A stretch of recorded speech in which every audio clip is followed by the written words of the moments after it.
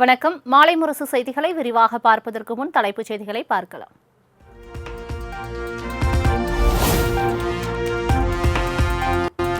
பொருளாதாரத்தில் மூன்றாவது பெரிய நாடாக இந்தியா உயர்ந்து நிற்பதாக குடியரசுத் தலைவர் திரௌபதி முர்மு பெருமிதம். வளர்ந்த பாரதம் என்ற இலக்கை நோக்கி வேகமாக பயணித்து வருவதாகவும் பேச்சு.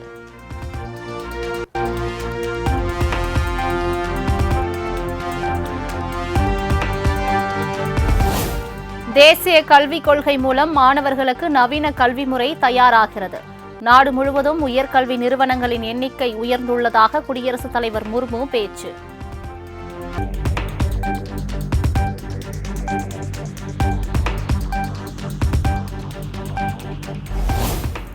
ஒரே நாடு ஒரே தேர்தல் திட்டத்தை நோக்கி அரசு வேகமாக பணியாற்றி வருகிறது. அனைவருக்குமான வளர்ச்சி என்பதுதான் மத்திய அரசின் தாரக மந்திரம் என நாடாளுமன்றத்தில் குடியரசுத் தலைவர் உரை.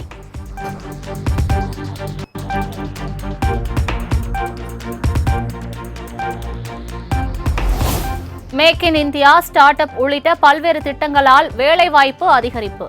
நாட்டின் புதுமைக்கு ஸ்டார்ட் அப் நிறுவனங்கள் முழு பங்காற்றுவதாகவும் திரௌபதி முர்மு பேச்சு.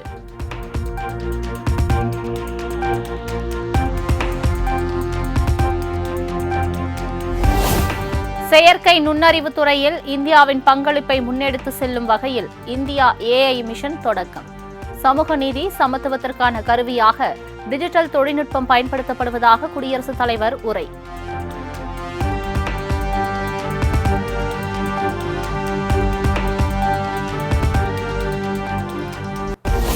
அனைவருக்குமான திட்டங்கள் புத்தாக்க முதலீடு அடிப்படையில் பட்ஜெட் அமையும். 2047 இந்தியா வல்லரசாக மாறும் வகையில் மத்திய பட்ஜெட் அமையும் என்றும் பிரதமர் மோடி நம்பிக்கை.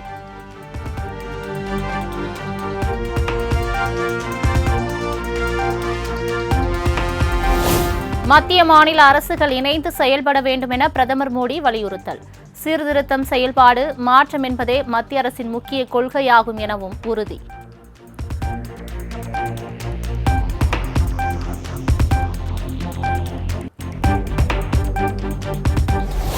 மக்களவையில் பொருளாதார ஆய்வறிக்கையை தாக்கல் செய்தார் நிதியமைச்சர் நிர்மலா சீதாராமன். பொருளாதார வளர்ச்சி 6.8% வரை இருக்கும் என ஆய்வறிக்கையில் தகவல்.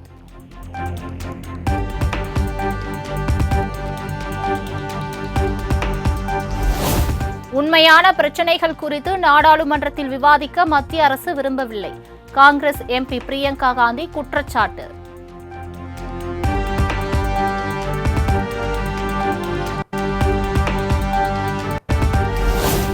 ஆளுநர் RN ரவி தொடர்ந்து அரசுக்கு எதிராக செயல்பட்டு வருகிறார் என முதலமைச்சர் மு க ஸ்டாலின் குற்றச்சாட்டு. ஆளுநரின் செயல்பாடுகள் அரசுக்கு சிறப்புதான் சேர்க்கிறது. ஆளுநர் தொடர்ந்து அப்படியே செயல்பட்டு வரட்டும் எனவும் கருத்து.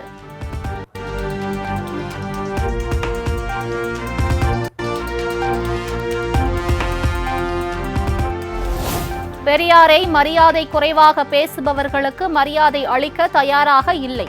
பெரியார்தான் தங்களுக்கு தலைவர் என முதலமைச்சர் மு க ஸ்டாலின் திட்டவட்டம். பேசுபொருளாவே இருக்கிறாரு, அவர் மீது இன்னமும் விமர்சனம் வைக்கிறாங்க. அது எப்படி?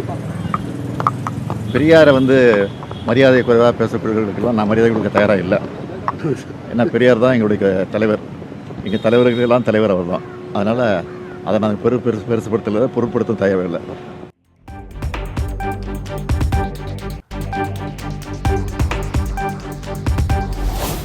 வடசென்னை வளர்ந்த சென்னையாக இருக்கும் வகையில் திட்டங்கள் செயல்படுத்தப்படுகிறது.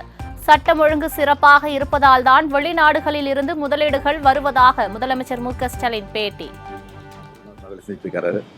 அதே மாதிரி அந்தந்த சம்பந்தப்பட்ட துறையினுடைய அமைச்சர்களையும் ஆய்வு பண்ண சொல்லி நான் குறிப்பிட்டிருக்கிறேன். அவங்களும் அந்த பணியை வேகப்படுத்திட்டு இருக்கிறாங்க. வட சென்னையை பொறுத்த வரைக்கும் இது ஒரு வளர்ந்த சென்னையாக நிச்சயமாக ஓராண்டு காலத்திற்குள் உருவாகும் என்று நான் எனக்கு நம்பிக்கை இருக்கு.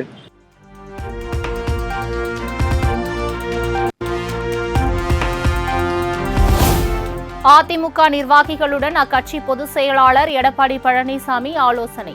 சென்னை ராயப்பேட்டையில் உள்ள கட்சி தலைமை அலுவலகத்தில் நிர்வாகிகளுடன் ஆலோசனை.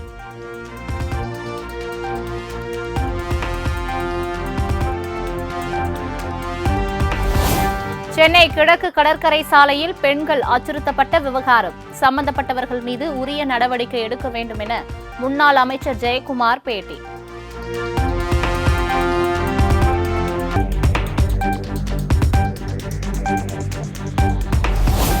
விசிக முன்னாள் துணை பொதுச் செயலாளர் ஆதவ் அர்ஜுனா விஜயின் தமிழக வெற்றிக் கழகத்தில் இணைந்தார். சென்னை பனையூரில் உள்ள கட்சி அலுவலகத்திற்கு வந்த ஆதவ் அர்ஜுனாவிற்கு வரவேற்பு.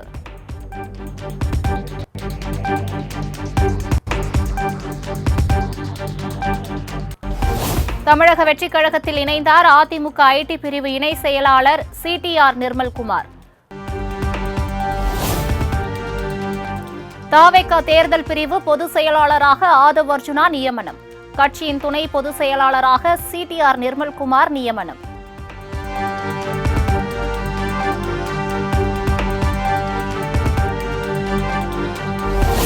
ஈரோட்டில் நாதக தலைமை ஒருங்கிணைப்பாளர் சீமான் மீது 3 பிரிவுகளின் கீழ் வழக்கு பதிவு. கலவரத்தை தூண்டுவது, பொதுமக்களை அச்சுறுத்தும் வகையில் பேசுவது உள்ளிட்ட பிரிவுகளில் வழக்கு பதிவு செய்து போலீசார் நடவடிக்கை.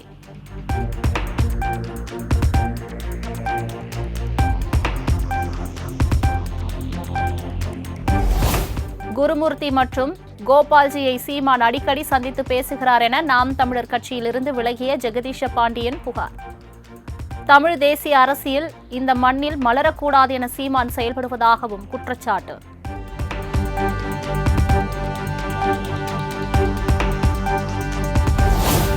பெரியாரை விமர்சிக்கும் சீமானது செயல் திசை திருப்பல் முயற்சி என முன்னாள் அமைச்சர் ஜெயக்குமார் குற்றச்சாட்டு. தொடர்ந்து பெரியாரை விமர்சித்தால் சீமான் அரசியல் எதிர்காலமின்றி தனிமைப்படுத்தப்படுவார் என காட்டம்.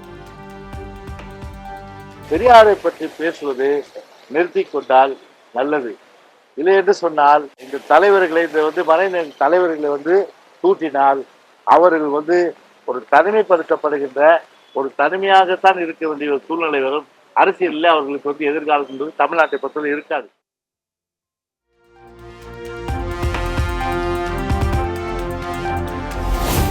வரும் ஏப்ரல் 28ஆம் தேதிக்கு முன் அனைத்து அரசியல் கட்சி கொடி கம்பங்கள் அகற்றப்பட்டு உள்ளதா என்பதை உறுதிப்படுத்த வேண்டும். தமிழ்நாடு தலைமை செயலருக்கு உயர்நீதிமன்ற மதுரை கிளை உத்தரவு.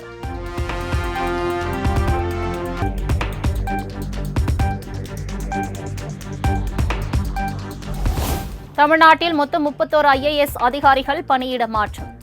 தமிழக அரசு அதிரடி உத்தரவு.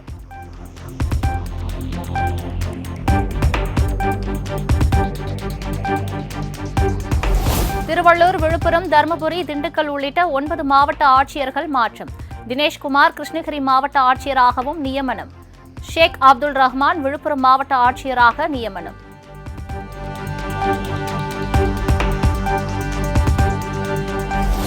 உயர்நீதிமன்ற எச்சரிக்கையை அடுத்து தமிழக உள்துறை செயலாளர் தீரஜ்குமார் நீதிமன்றத்தில் ஆஜர்.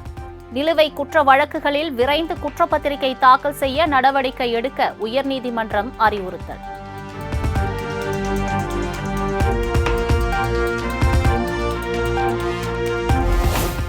மத்திய அமைச்சர் அமித்ஷா வருகைக்கு எதிராக சென்னையில் காங்கிரஸ் கட்சியினர் போராட்டம். அம்பேத்கர் குறித்து அமித்ஷா அவதூறாக பேசியதாக குற்றச்சாட்டு.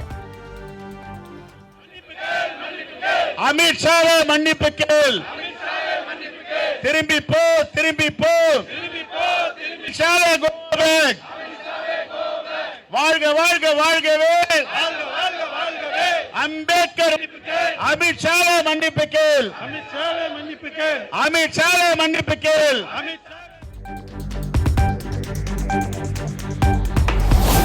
திருவண்ணாமலையில் பள்ளி வாகனம் மோதி இருசக்கர வாகனத்தில் வந்தவர் உயிரிழப்பு. CCTV காட்சிகள் வெளியாகி பரபரப்பு.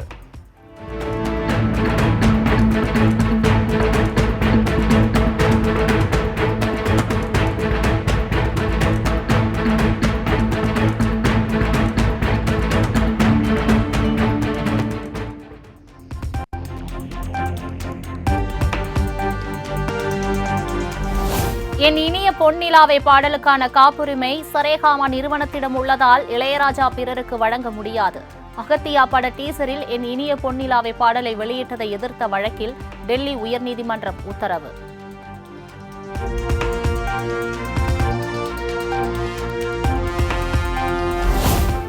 மாநிலம் முழுவதும் விரைவில் செயல்பாட்டுக்கு வருகிறது காலி மது பாட்டில்களை திரும்ப பெறும் திட்டம். 4 மண்டலங்களாக பிரித்து டெண்டர் கோரியது டாஸ்மாக் நிறுவனம்.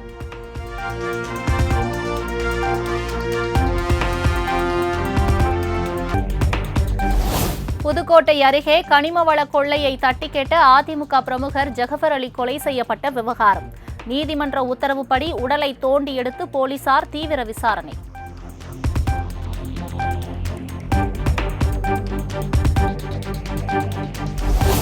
ராமேஸ்வரம் மீனவர்கள் 17 பேருக்கும் பிப்ரவரி 7ஆம் தேதி வரை காவல் நீட்டிப்பு. இலங்கை மன்னார் நீதிமன்ற உத்தரவால் உறவினர்கள் கவலை.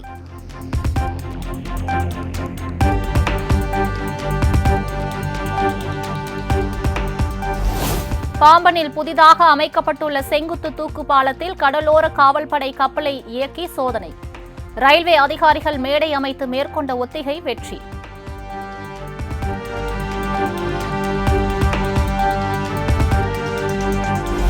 சென்னை பல்லாவரத்தில் உள்ள அடுக்குமாடி குடியிருப்பில் எரிந்த நிலையில் பெண் மருத்துவர் சடலமாக மீட்பு. மண்ணெண்ணெய் ஊற்றி தற்கொலை செய்து கொண்டதாக போலீசாரின் முதற்கட்ட விசாரணையில் தகவல்.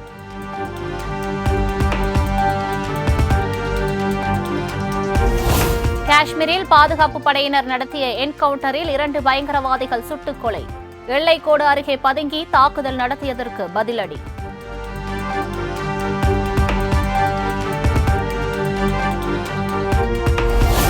ஆம் ஆத்மி கட்சி எம்எல்ஏக்கள் 7 பேர் திடீர் ராஜினாமா.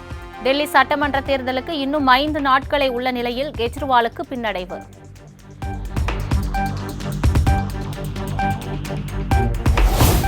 பாஜக அரசின் அறிக்கையை படித்து சோர்ந்து விட்டார் குடியரசுத் தலைவர் திரௌபதி முர்மு. காங்கிரஸ் மூத்த தலைவர் சோனியா காந்தி விமர்சனம்.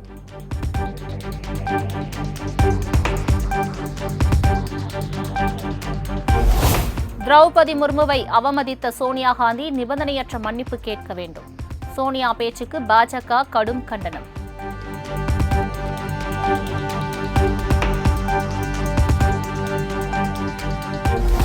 மும்பையில் நாளை நடைபெறும் பிசிசியின் நமன் விருதுகள் வழங்கும் நிகழ்ச்சி. இந்திய கிரிக்கெட் ஜாம்பவான் சச்சினுக்கு சி.கே. நாயுடு வாழ்நாள் சாதனையாளர் விருதை பிசிசிஐ வழங்க உள்ளதாக தகவல்.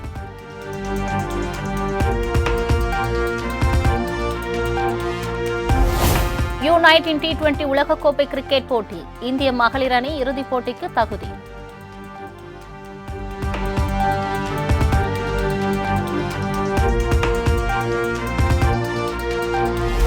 12 ஆண்டுகளுக்கு பிறகு ரஞ்சி கிரிக்கெட் போட்டியில் களமிறங்கிய விராட் கோலி 15 பந்துகளில் 6 ரன்கள் மட்டுமே எடுத்து அவுட் ஆனதால் ரசிகர்கள் ஏமாற்றம்.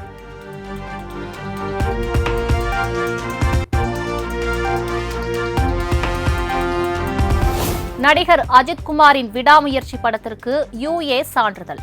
மத்திய திரைப்பட தணிக்கை வாரியம் அறிவிப்பு.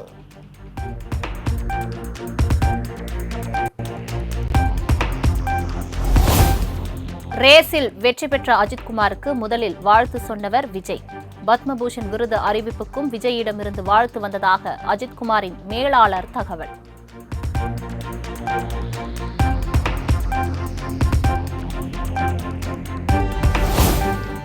நடிகர் விஜய் அரசியல் களத்தில் இறங்குவது வருத்தமாக இருந்தாலும் அவரது முடிவை ஆதரிக்கிறேன்.